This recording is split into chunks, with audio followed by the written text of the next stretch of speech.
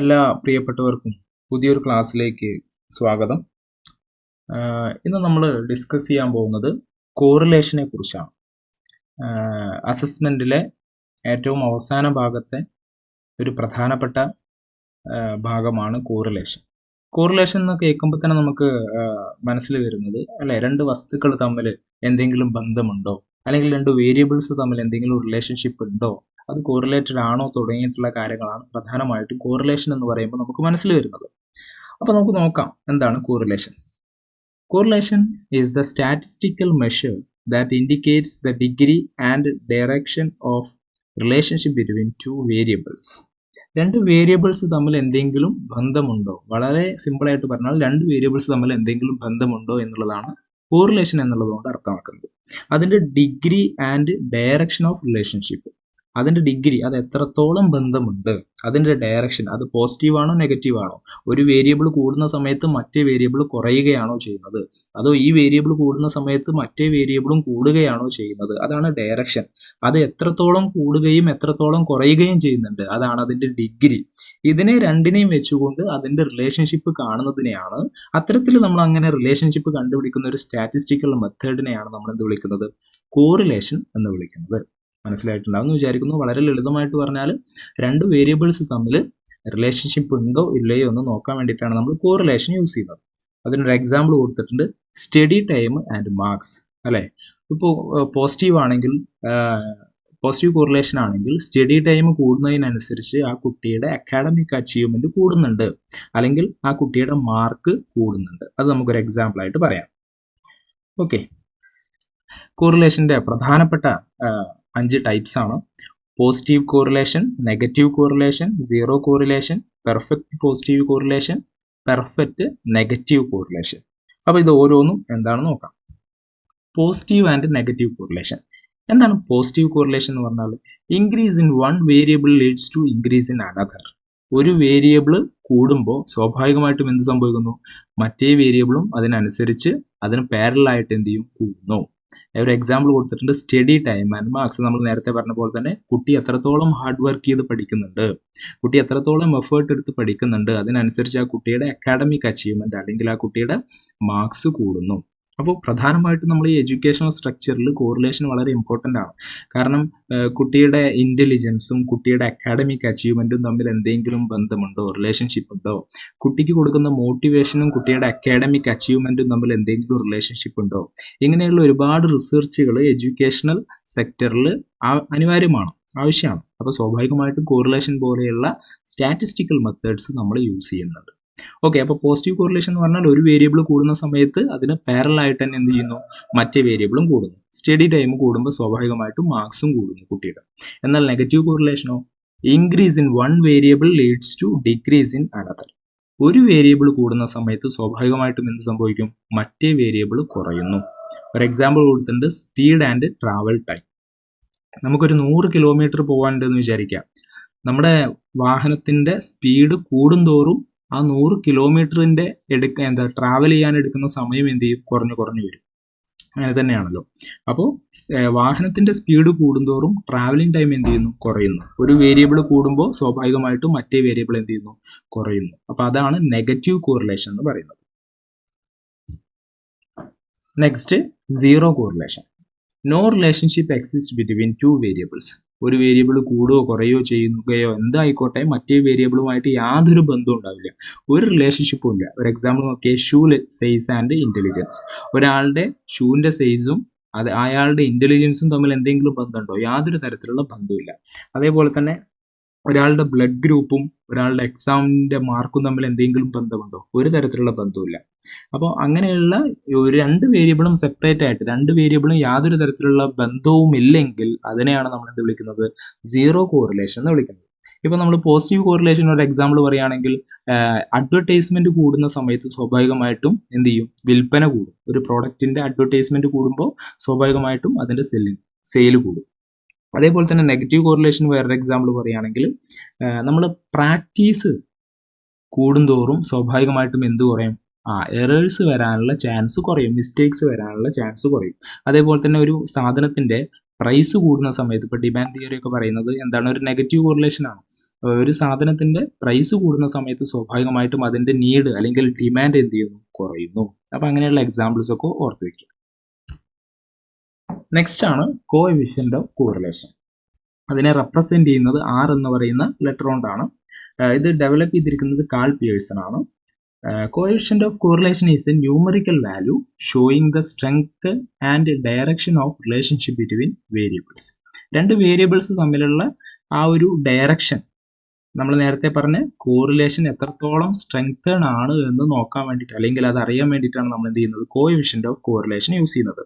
അതിനൊരു റേഞ്ച് ഒക്കെ കൊടുത്തിട്ടുണ്ട്, -1 to +1. -1 +1 ആ ഒരു റേഞ്ചിലാണ് അതിന്റെ എന്തുള്ളത്, ആ വാല്യൂസിനനുസരിച്ചായിരിക്കും ഈ കോറിലേഷൻ എത്രത്തോളം സ്ട്രെങ്തേൺ ആണ് എന്നുള്ളത് നമുക്ക് അറിയാൻ സാധിക്കുന്നത്. ഡെവലപ്പ് ചെയ്തിരിക്കുന്നത് കാൾ പിയേഴ്സൺ ആണ്. നമുക്ക് ഇതൊന്ന് ഡീറ്റെയിൽ ആയിട്ട് നോക്കാം. ഈ R എന്ന് പറയുന്നത് പ്രധാനമായിട്ടും നമ്മൾ 5 ആയിട്ട് നേരത്തെ ക്ലാസിഫൈ ചെയ്തിട്ടുണ്ടല്ലോ. +1 എന്ന് പറയുന്നത് perfect positive correlation, 0 to +1 positive correlation ആണ്. അപ്പോൾ +1ഉം അതേപോലെ തന്നെ -1 ആണ് എന്ത്, ഈ കോറിലേഷന്റെ ഏറ്റവും വലിയ സ്ട്രെങ്ത് എന്ന് പറയുന്നത് കേട്ടോ. +1 പെർഫെക്റ്റ് പോസിറ്റീവ് കോറിലേഷൻ, 0 to +1 എന്ന് പറയുന്നത് പോസിറ്റീവ് കോറിലേഷൻ ആണ്, 0 no correlation, -1 to 0 negative correlation, -1 എന്ന് പറയുന്നത് പെർഫെക്റ്റ് നെഗറ്റീവ് കോറിലേഷൻ ആണ്.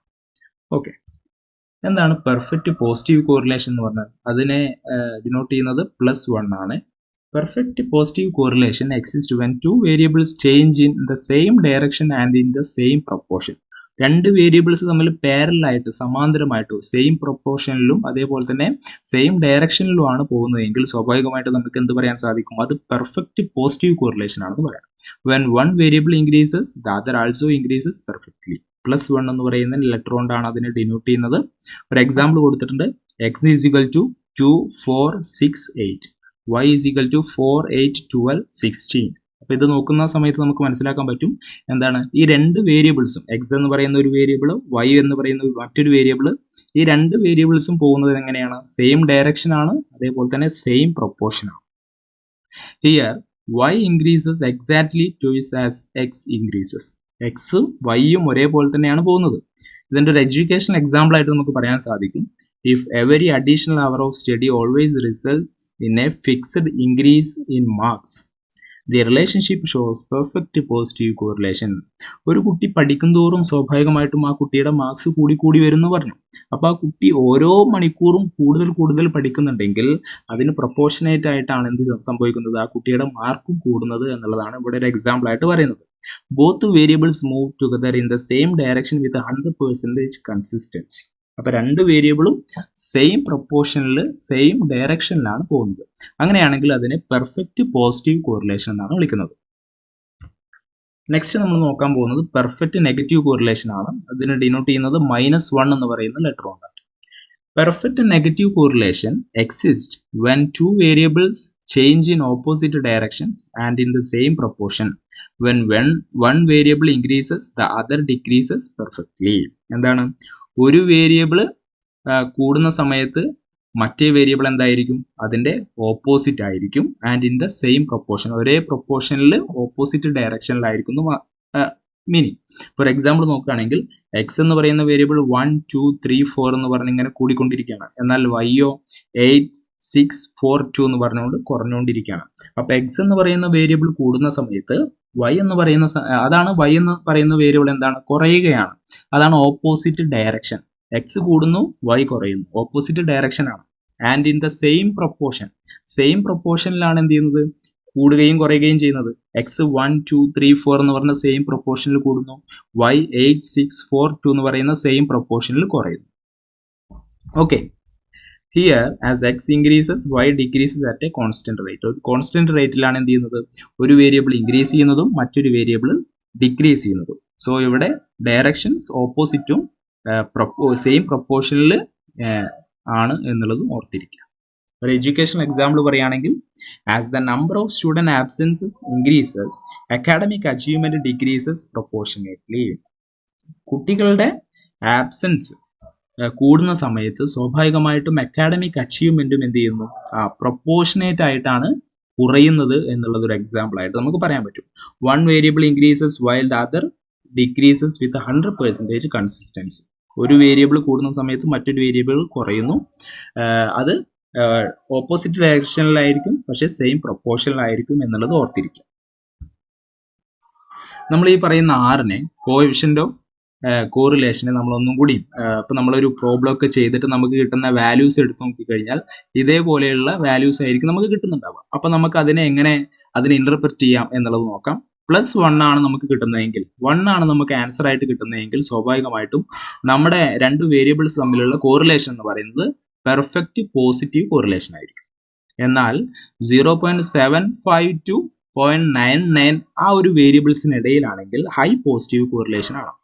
0.25 to 0.74 വാല്യൂസിന് ഇടയിലാണെങ്കിൽ മോഡറേറ്റ് പോസിറ്റീവ് കോറിലേഷൻ ആണ്.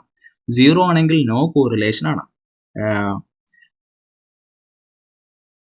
മൈനസ് വരുന്ന സമയത്ത് -25 to 0.74 വരെയാണെങ്കിൽ മോഡറേറ്റ് നെഗറ്റീവ് കോറിലേഷൻ, 0.75 to -0.99 എന്നാണെങ്കിൽ ഹൈ നെഗറ്റീവ് കോറിലേഷൻ ആണ്, -1 ആണെങ്കിൽ പെർഫെക്റ്റ് നെഗറ്റീവ് കോറിലേഷൻ ആണ്.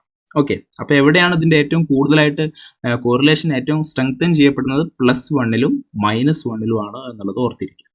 അപ്പോൾ ഇങ്ങനെയാണ് നമുക്കൊരു കണക്ക് കിട്ടിക്കഴിഞ്ഞാൽ സ്വാഭാവികമായിട്ട് നമ്മൾ ഒരു പ്രോബ്ലം ചെയ്യുന്ന സമയത്ത് നമുക്ക് ഏറ്റവും അവസാനം കിട്ടുന്ന വാല്യൂസ് ഇത്തരത്തിലുള്ള വാല്യൂസ് ആയിരിക്കും. അപ്പോൾ ഈ വാല്യൂസ് ഏതാണ് എന്ന് നോക്കിയിട്ടാണ് നമ്മൾ എന്ത് ചെയ്യുന്നത്, ഈ രണ്ട് വേരിയബിൾസും തമ്മിലുള്ള കോറിലേഷൻ ഏത് ടൈപ്പ് കോറിലേഷൻ ആണ് എന്നുള്ളത് നമ്മൾ ഫിക്സ് ആക്കുന്നു. ഓക്കെ, ഈ ഒരു സെക്ഷന്റെ ലാസ്റ്റ് പാർട്ടിലേക്ക് മൂവ് ചെയ്യാണ്. Importance of correlation. ഞാൻ നേരത്തെ പറഞ്ഞല്ലോ, എഡ്യൂക്കേഷണൽ സെക്ടറിലൊക്കെ നമ്മൾ ഏറ്റവും കൂടുതൽ യൂസ് ചെയ്യുന്ന ഒരു മെത്തേഡാണ്, സ്റ്റാറ്റിസ്റ്റിക്കൽ മെഷർമെന്റ് ആണ് കോറിലേഷൻ എന്ന് വേണമെങ്കിൽ പറയാൻ പറ്റും. അപ്പോൾ പ്രധാനമായിട്ടും നമ്മൾ രണ്ട് വേരിയബിൾസ് തമ്മിലുള്ള റിലേഷൻഷിപ്പ് ആണ് ഈ കോറിലേഷനിലൂടെ നമ്മൾ ഐഡന്റിഫൈ ചെയ്യുന്നത്. Widely used in education and psychological research. Assist in predicting one variable from another. ഒരു വേരിയബിൾ കൂടുന്ന സമയത്ത് മറ്റൊരു വേരിയബിളിന് എന്ത് സംഭവിക്കും, അല്ലെങ്കിൽ ഒരു വേരിയബിൾ കൂടുന്ന സമയത്ത് മറ്റു വേരിയബിൾ കുറയുകയോ കൂടുകയോ ചെയ്യുമോ തുടങ്ങിയിട്ടുള്ള എന്തെങ്കിലും ഡൗട്ട്സ് ഒക്കെ നമുക്കുണ്ടെങ്കിൽ അത് ക്ലിയർ ചെയ്യാൻ വേണ്ടിയിട്ട് നമ്മൾ കോറിലേഷൻ യൂസ് ചെയ്യാറുണ്ട്. Support scientific decision making and educational planning. Helps to identify factors affecting students achievement. കുട്ടിയുടെ അച്ചീവ്മെന്റിനെ അഫക്റ്റ് ചെയ്യുന്ന ഫാക്ടേഴ്സ്. ഇപ്പോൾ കുട്ടിയുടെ ഇന്റലിജൻസ് കുട്ടിയുടെ അക്കാഡമിക് അച്ചീവ്മെന്റിനെ അഫക്റ്റ് ചെയ്യുന്നുണ്ടോ, കുട്ടിക്ക് കൊടുക്കുന്ന മോട്ടിവേഷൻ അക്കാഡമിക് അച്ചീവ്മെന്റിനെ അഫക്റ്റ് ചെയ്യുന്നുണ്ടോ തുടങ്ങിയിട്ടുള്ള കാര്യങ്ങൾ നമുക്ക് കോറിലേഷനിലൂടെ നമുക്ക് നോക്കാൻ പറ്റും. Forms the base for regression analysis.